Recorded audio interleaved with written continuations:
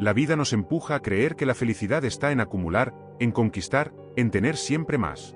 Pero hay una verdad que rompe con esa ilusión. La alegría más pura no nace en la abundancia, sino en el vacío, no se encuentra en lo que poseemos, sino en lo que permanece cuando todo lo demás se derrumba. ¿Será que somos capaces de sonreír cuando no queda nada? Porque ahí, en el despojo, se revela si nuestra fe es real, si nuestro gozo es auténtico y si entendemos que la verdadera riqueza no está en la tierra, sino en lo eterno. Si nunca pudieras ver esa esperanza que tienes, aún así seguirías gozoso, porque tu vida es eterna, no es solamente lo temporal de aquí. La vida, dice Max Lucado, genial escritor, es semejante a dos constructores. Un constructor niño que construye castillos de arena con su palita roja y su balde azul en la playa, y otro constructor adulto que construye a base de hipotecas, planos, arquitectura. De eso se trata la vida, de dos constructores, véanlo. El niño con la palita roja, el balde azul, y el hombre construyendo con sus líneas de crédito y sus préstamos bancarios. Los dos construyen igual, a los dos les pasará lo mismo, excepto que el niño conoce las reglas de juego y el adulto no. El niño cada mañana que está cerca de la playa va y construye su castillo de arena y empieza a construir sabiendo que al final del día el océano se va a devorar su construcción.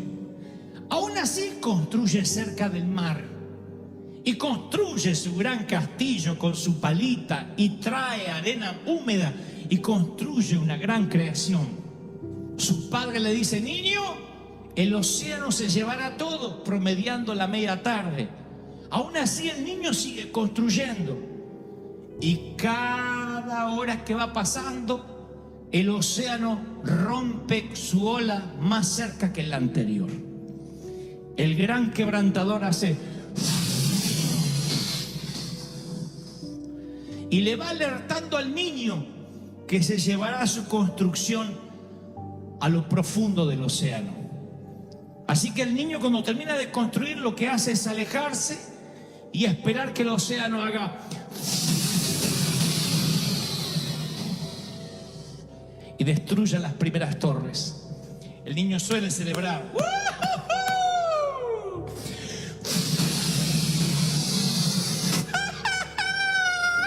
Ahora se lleva la torre más grande.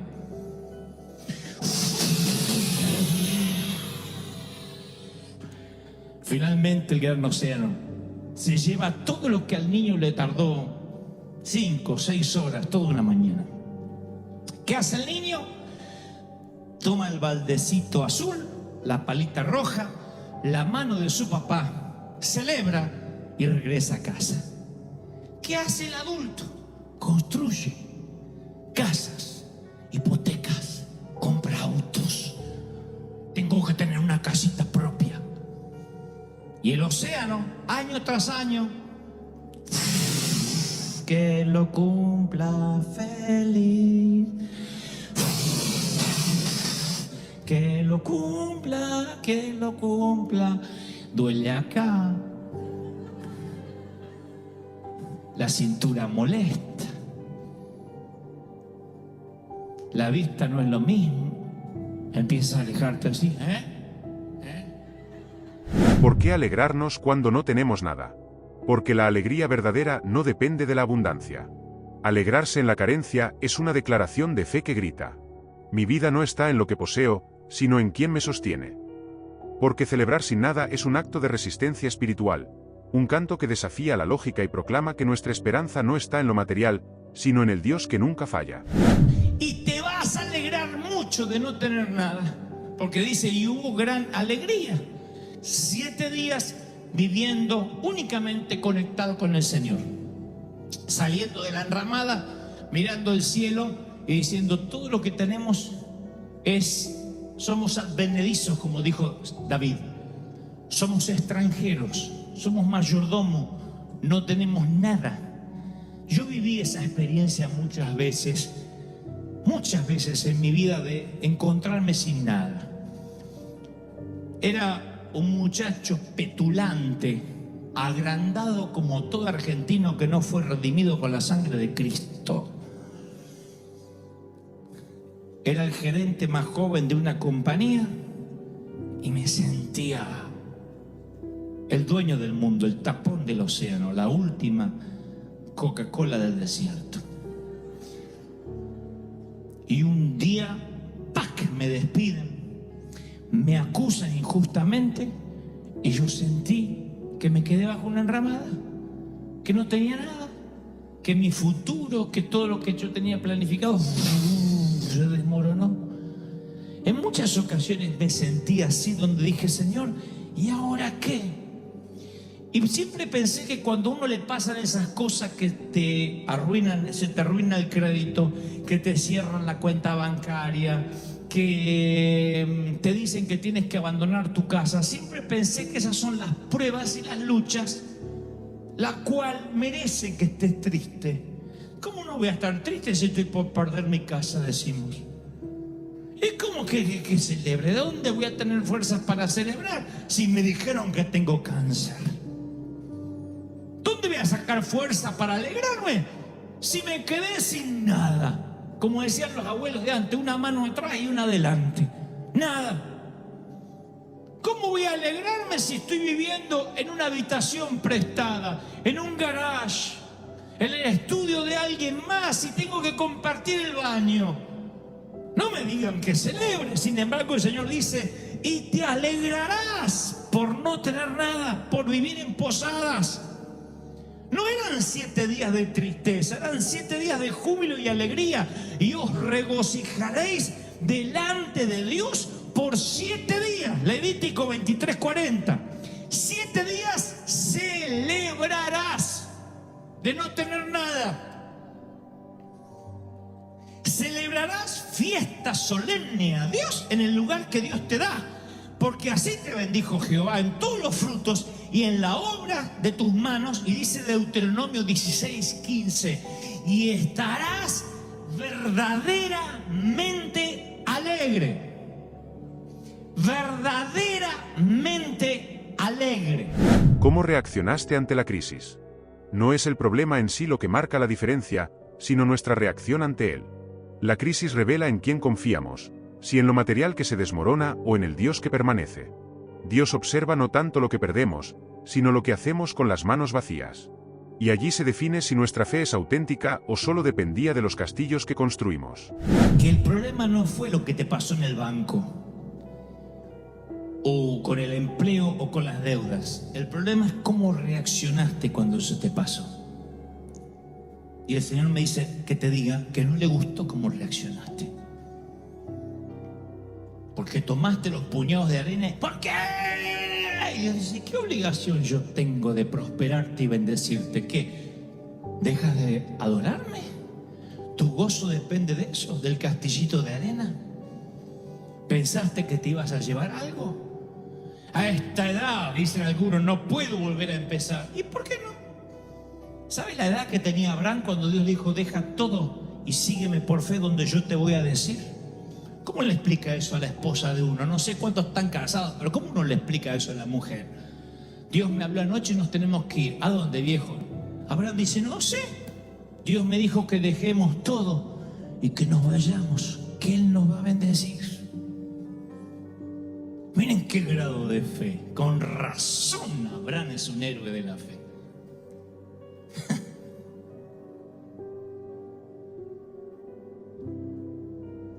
El problema no es la enfermedad, el problema es cómo reaccionaste a la enfermedad. La tristeza que te agarró. Dios dice, ¿no confiabas en mí? Sí, pero yo estaba sano, Señor. Y bueno, ¿no confías en mí? Jesús lloró.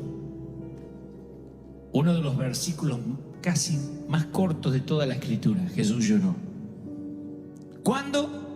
Cuando ve las hermanas de Lázaro que dice, si hubieses estado aquí, mi hermano no habría muerto.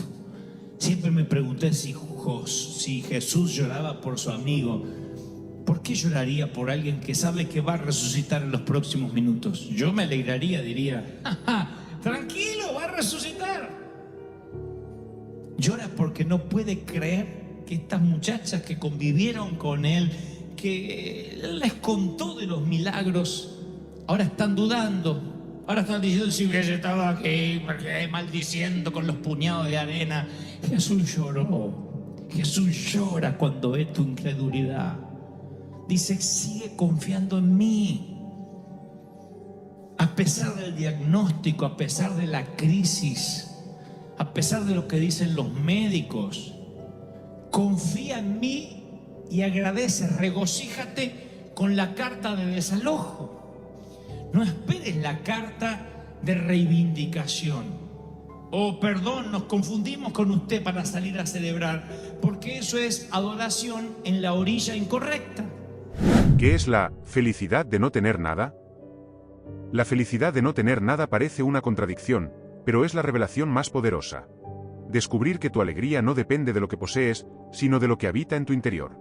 Es el gozo que llega cuando entiendes que aún vacío de cosas, estás lleno de lo eterno.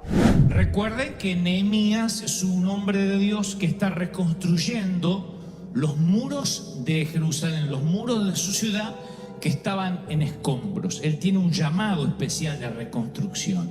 Y ese es su ministerio, su talento, su don. Él está llevando adelante, liderando el proceso de reconstrucción del templo. Y en un momento el Señor les ordena a todos que se alegren, que haya un espíritu de gozo. Esto lo está diciendo Dios. El Señor lo dijo hace años y nos lo dice hoy, puesto que por eso están las Escrituras. Dice, id y comer grosuras, que es como decir comer carne argentina. Comer buena carne. No, pues si no diría comer tacos. No. No dice pupusas. Dice grosuras. O sea, buena carne. Y beber vino dulce. Acá puede ser que sea un vino rosado, un Cabernet Sauvignon, no sé. Y enviar porciones a los que no tienen nada para comer. Porque día santo es a nuestro Señor. No se pongan tristes, porque el gozo del Señor es vuestra fuerza, es tu energía. Fíjense que el Señor da la fuente de energía. Y te dice cuál es. Te dice que la fuente de energía es el gozo. Es lo que te mantiene enérgico, te mantiene joven, te mantiene vital. Dice, los levitas hacían callar a todo el pueblo, diciendo, callad porque es día santo. Y el Señor decía, no, alégrense. Y todo el pueblo se fue a comer y a beber y a obsequiar porciones, repartiendo comida y a gozar de grande alegría, porque habían entendido la palabra que les habían enseñado. Yo leía esto ayer y decía, Señor, ¿qué es lo que me quieres decir? Aparte de la carne argentina que Dios siempre nos habla, ¿no? Y el Señor me decía, nota las órdenes que yo di a mi pueblo.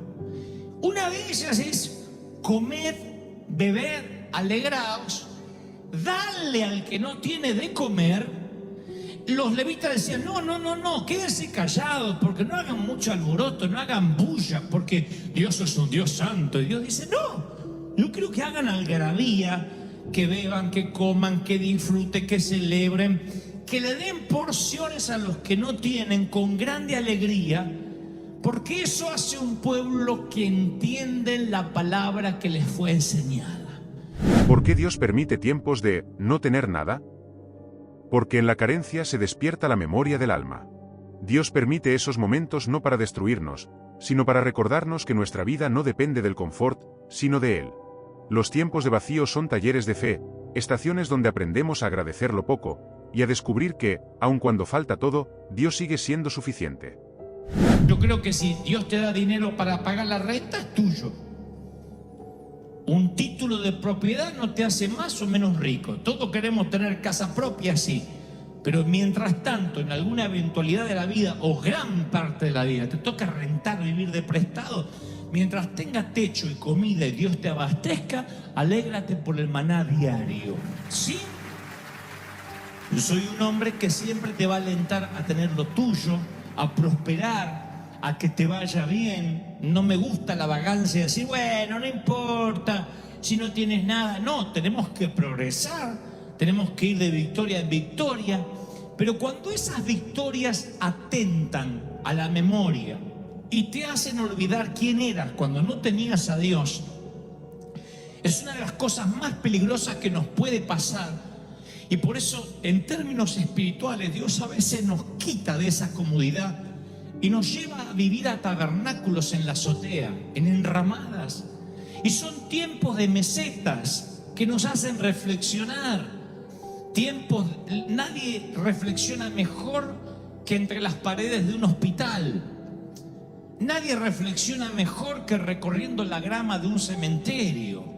Es allí cuando nos empezamos a cuestionar cosas de la vida. Si no, el tedio, la rutina nos envuelve de manera tal que nos olvidamos por qué estamos viviendo. Trabajamos, pagamos deuda, trabajamos, pagamos deuda, vamos de vacaciones y después necesitamos vacaciones para recuperarnos del cansancio de las vacaciones, porque venimos más cansados que cuando nos fuimos. ¿Por qué? Porque de pronto el tedio de la prosperidad nos hace olvidar lo que realmente vale la pena. Dice la palabra que los 7 días de la azotea o de estar bajo una enramada tipificaban 70 años del lapso de la vida humana. Era el método de Dios para recordarles a todos que la vida es temporal. Y conforme ellos iban mirando la enramada y veían que las ramas se marchitaban, eso los hacía pensar en el deterioro de la vida, de la salud, de la fortaleza, porque Dios quería que sus mentes y sus corazones estuviesen puestos en la eternidad. David era multimillonario, el rey David. Era uno de los reyes más millonarios que jamás tuvo en la historia. Sin embargo, él dice, porque forastero fui, y soy advenedizo. Advenedizo significa extranjero, inmigrante de por vida, de paso. Él sentía que aunque era rico, él estaba de paso, porque había entendido lo que era la eternidad. Por la fe, Abraham, siendo llamado, salió del lugar que había tenido como herencia, sin saber por dónde iba. Por la fe, habitó como extranjero en la tierra prometida, morando en tiendas, sabiendo que tenía una promesa. Pero por la fe murieron estos sin haber recibido nada, solamente mirándolo de lejos, creyéndolo, saludándolo, confesándolo. No nos olvidemos que los profetas se murieron creyendo que Cristo iba a venir, que venía un Mesías. Nosotros hoy miramos la cruz para atrás. El Mesías vino, murió y resucitó. Ellos miraban para adelante. Algún día va a venir un Mesías. ¿Qué pasa cuando no conocemos las reglas de la vida? Cuando ignoramos que la vida es transitoria, nos aferramos al polvo creyendo que es eterno. Entonces llega la enfermedad, la pérdida, la vejez, y nos sorprenden como enemigos. Pero en realidad siempre estuvieron allí, recordándonos que nada nos pertenece. La vejez nunca llega sin avisar. La vejez es digna. Avisa año tras año y te dice, el océano se llevará todo lo que estás construyendo. Y eso no es para deprimirte. Eso es para saber que nada te pertenece. ¿Qué hace el adulto cuando finalmente el océano hace? Señor, tiene cáncer. Queda con puñados de arena mojada, maldiciendo el océano. ¿Por qué? Porque no sabía la regla de juego. Porque como el niño debiste haber aprendido que el océano se llevará todo lo que construyas. Eso es la vida. ¿Qué es la vida? Como neblina que aparece por la mañana y se disipa por la tarde. Eso es la vida, la hierba que crece y luego desaparece. Esto yo lo hablo en los funerales, porque hay un montón de gente que me mira como diciendo, ¿por qué a mí? ¿Por qué a él? ¿Por qué a nosotros? Habiendo tanta gente, ¿por qué hoy estamos en un funeral? Y yo les explico Nunca nadie te dijo que serías eterno en esta tierra. Desde que naces es un camino hacia la tumba. Entonces, si nos hacemos torpes, insisto, y nos olvidamos lo que tenemos, que es la vida, que es el día a día, ¿qué hace el Señor para que nuestra memoria no sea tan frágil? Dice, de tanto en tanto vas a vivir en la azotea 7 días. Tal vez no sean 7 días, tal vez lleves 3 meses endeudado. Tal vez lleves 1 año que no puedes salir de ese pozo. Tal vez lleve 2 años y a veces decimos, Satanás me está atacando. ¿No será que Dios permite algunas cosas para refrescarte la memoria? Y no te olvides que su orden es, y cuando no tengas nada, alégrate, pero regocíjate en serio. ¿Qué enseñan las ramas marchitas de las enramadas? Las ramas que se marchitan sobre la enramada nos hablan en silencio. Nos recuerdan que la vida es breve, que la salud se deteriora, que las fuerzas se acaban. Ese proceso natural nos enseña a mirar más allá de lo visible, a poner la vista en la eternidad. Cada hoja seca es una advertencia amorosa de que lo temporal se deshace, pero lo eterno permanece. Porque la felicidad siempre la relacionamos con que Dios nos bendiga, con que Dios nos dé, con que Dios nos provea. Pero hay una felicidad que uno obtiene no teniendo nada. Cuando pasas por la materia, por la estación de la vida, de alegrarte, de tener felicidad cuando no tienes nada, ese es el método para saber si tu felicidad es genuina y proviene de Dios o no. ¿Están siguiendo hasta ahí, sí o no? Cuando Dios decide que entren a la tierra prometida, a Dios le viene un conflicto, no un conflicto, pero le viene un debate, supongo, celestial. Dice, si los bendigo y les doy la tierra que les prometí, que fluye leche y miel, lo más probable es que este pueblo olvide de donde yo lo saqué. Ustedes dirán, bueno, es que Israel era un pueblo cabezón, era un pueblo duro, necio. No, así somos los seres humanos. Tan pronto Dios nos sana, tan pronto Dios nos bendice, la alegría con el correr de los días se nos empieza a ir. Porque solo alguien que olió la muerte tiene un gozo que después no se le va. Solo alguien que estuvo en las puertas del infierno en cuanto a enfermedad, en cuanto a un accidente, a una crisis, tiene un gozo extra que antes no tenía. Y ya no se preocupa por bobadas, no se preocupa por tonterías, porque realmente sabe lo que importa en la vida.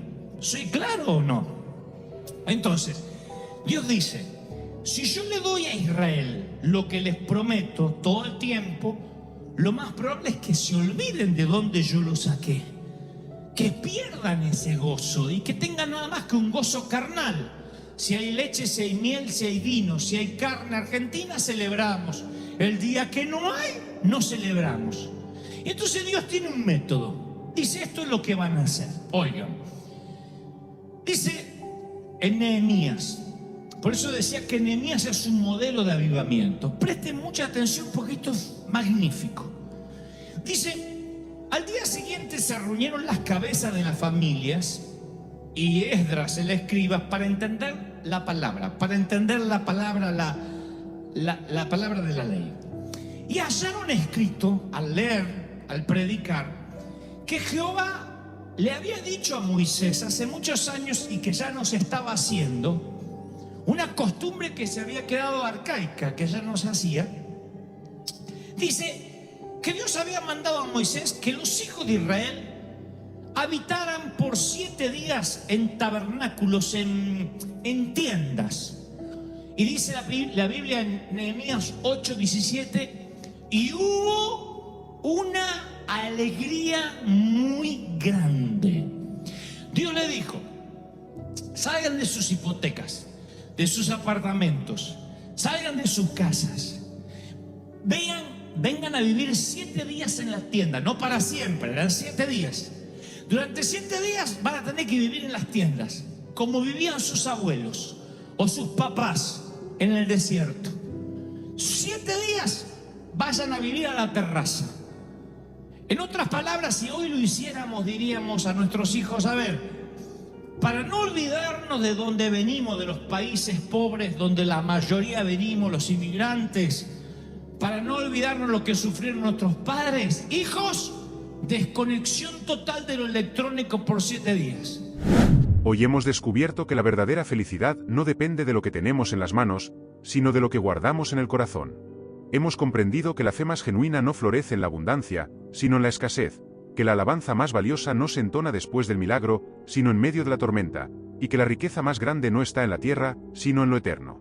Y quizás llegue el día en que todo lo que posees se desvanezca, pero si tu alegría está anclada en Dios, nunca conocerás la pobreza. Porque cuando no queda nada, ahí es donde lo tienes todo.